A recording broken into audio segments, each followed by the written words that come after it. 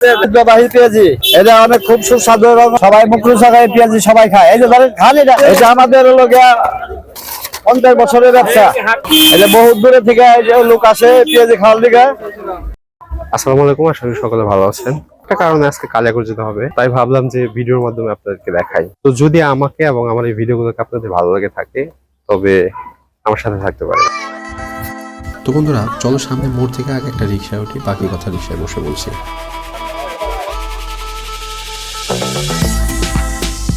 তো এখন কালামপুর খোয়াজ মার্কেট থেকে রিক্সায় উঠলাম, চন্দ্রা গিয়ে নামবো। তারপর চন্দ্রা থেকে বাস না রিক্সা করে কালিয়াকৈর। তো এই যে আমার বাম পাশে দেখতে পাচ্ছেন, এটা হচ্ছে কালিয়াকৈরের মধ্যে সবচেয়ে বড় একটা ফ্যাক্টরি অ্যাপেক্স। তো এটা হচ্ছে কালামপুর বাজার, বাজারের ভিতর দিয়ে আমরা যাচ্ছি।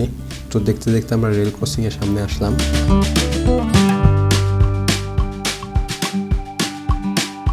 তো রেল ক্রসিং পার হয়ে রিক্সায় ভু ভু পু পু করতে করতে গজারিবন পার হয়ে চন্দ্রা এসে পৌঁছালাম।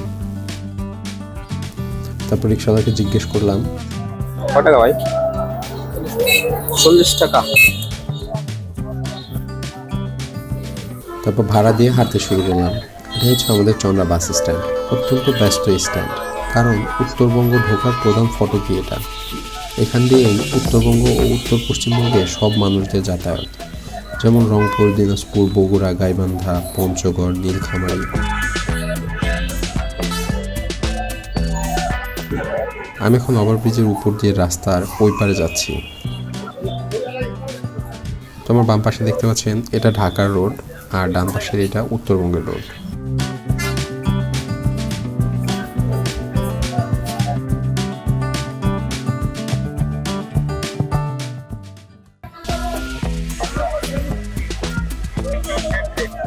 তো যেহেতু কালিয়াকৈর যাবো রিক্সা দিয়ে, সেহেতু রিক্সা স্ট্যান্ডে চলে এলাম।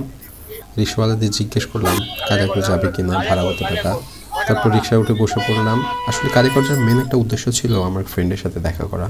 তারপর ওর সাথে দেখা করে তো কালিয়াকৈরের সেই বিখ্যাত পেঁয়াজি, যেটা কিনা আমাদের অঞ্চলে খুব বিখ্যাত একটা স্ট্রিট ফুড, অনেক দূর দূরান্ত থেকে লোকজন আসে এখানে এই কালিয়াকৈরে পেঁয়াজি খেতে। এই পেঁয়াজির সাথে আপনাদেরকে পরিচয় করে দেওয়া এবং এই পেঁয়াজি সম্পর্কে আপনাদের মোটামুটি একটা ধারণা দেওয়া।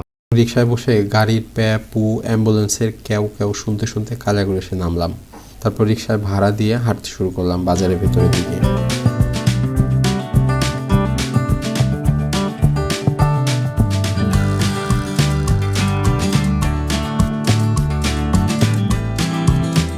তো আজকে শুক্রবার, কালিয়াকৈর হাটের দিন, তাই প্রচুর মানুষ, পা ফেলার জায়গা নেই, দেখতেই পাচ্ছেন।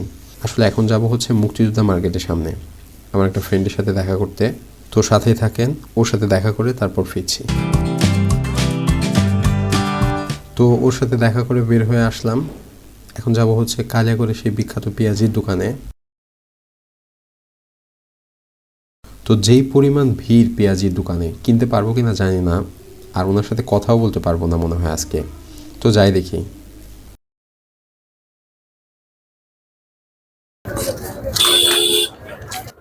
তো ভিড় ঠেলে একেবারে দোকানের সামনে চলে গেলাম। তো আমার পিছনে আমার ক্যামেরা দেখে দোকানদার উৎফুল্ল হয়ে বললো, মামা ভিডিও করতেছেন, করেন। তো আমি ওনাকে বললাম যে মামা, আপনার সাথে কিছু কথা বলবো, কথা বলা যাবে? আজকে তো শুক্রবার, হাটের দিন, প্রচণ্ড ভিড়, আজকে কথা বলতে পারবো না। তারপরেও কি বলবেন বলেন দেখি। হ্যাঁ, কালিয়াকৈর বিখ্যাত পেঁয়াজি, এটা খুব সুস্বাদু পেঁয়াজি। পেঁয়াজি সবাই পছন্দ করে। তো আমি মাইক্রোফোনটা লাগিয়ে দিলাম। 380 টাকা গুলিয়ে দে। বিখ্যাত ঐতিহ্যবাহী পেঁয়াজি, এটা অনেক খুব সুস্বাদু এবং সবাই মুখরোচা পেঁয়াজি সবাই খায়। এই যে ধরেন খান এটা আমাদের হলো গিয়া 50 বছরের ব্যবসা। হাফ কেজি 120 টাকা, 380 টাকা ব্যবসা।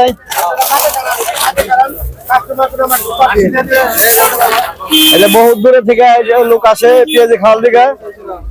তো উনি আসলে কথাই বলতে পারতেছিল না, চারপাশ থেকে অনেক লোকজন পেঁয়াজি চাইতেছে, অনেক ভিড়। তো যার কারণে উনি আমাকে সময় দিতে পারলো না। তো উনি আসলে সেরকমভাবে কথাই বলতে পারতেছিল না। তো পরে বলল যে মামা, শুক্রবার বাদ দিয়ে একদিন আইসেন, তখন বিস্তারিত আলাপ করব। আমি বললাম ঠিক আছে মামা, এই বলে বাড়ির জন্য পেঁয়াজি নিয়ে চলে আসলাম।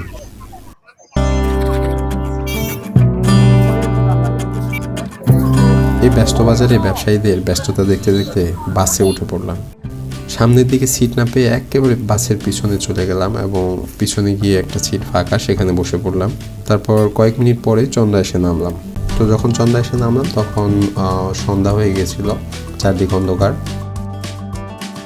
আর আমি অবশ্যই এই কালিয়াকৈর পেঁয়াজি নিয়ে ইন ডিটেলস একটা ব্লগ করব, আর সেই ব্লগটি দেখার জন্য সবারই আমন্ত্রণ।